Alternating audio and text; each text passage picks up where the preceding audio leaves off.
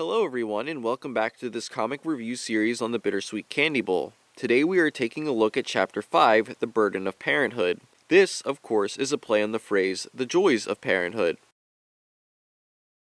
We open up the beginning of a sex education class. Immediately on the first page we see a change of pace in the comic's formatting. While the last three chapters had a standard box formatting for its panels and story, Chapter 5 brings in a more dynamic look. The teacher goes on about how dangerous sex is, parodying how the school system treats the subject. While it may not be the same for all schools, there is typically a heavy anti-sex sentiment. Yashi takes no time in embarrassing Mike and Lucy in front of the whole class by insinuating the two have a lot of intimate sessions together. As a result, Mike is given detention forever, and the authors use Yashi to make a little nod to the fact that many of the characters don't wear clothes. To further frighten the students off from sex, they are given a pretend baby to take care of, while Mike and Lucy whisper about how their teacher needs to get laid. As the teams get chosen, Lucy has a look of hopeful optimism, no doubt hoping that her and Mike will get picked to team up. However, this goes awry when Daisy and Mike are paired together, causing Yashi to lash out and insult her again. Much to Lucy's chagrin, she is paired up with Paulo, who takes no time in trying to get close to her. It's also interesting to see Mike looking so angry over it too, though this could be because he wants his seat back.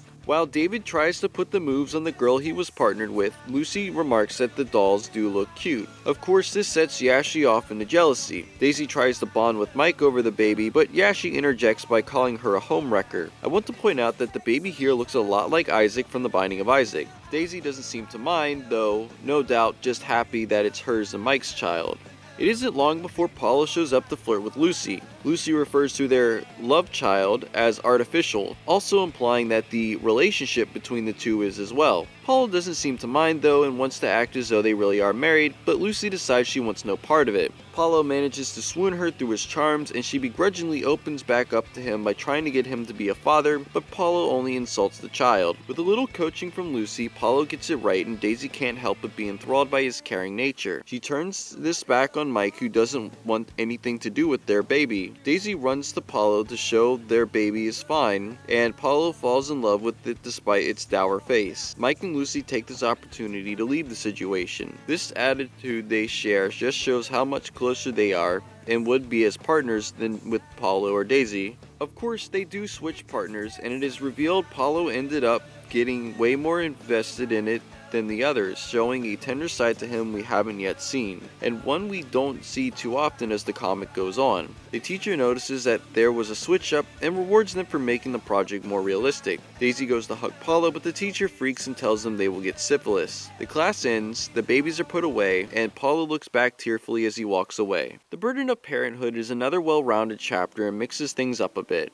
Gone are the one-by-one box panels, now being replaced with more dynamic ones. The chapter is longer than the last 3 by 3 pages, and the extra space gives the authors more room to breathe when it comes to telling the story. We also see how well the different characters work as a team. Lucy and Mike are both rather annoyed with the project for their own reasons, Lucy not liking her partner, and Mike not liking his baby, and once they trade off, everything runs much smoother. The solution to both their problems was solved by being with each other, and this isn't even in a romantic sense. Lucy and Mike just jive well. We are introduced to the Daisy and Paulo pairing, which comes up several times throughout the comic. Much like with Lucy and Mike, it's a will they, won't they situation. I also really like how Paulo has a secret soft side, giving him a lot more depth as a character. Perhaps his playboy persona is to hide this from people? Only time and the comic will tell.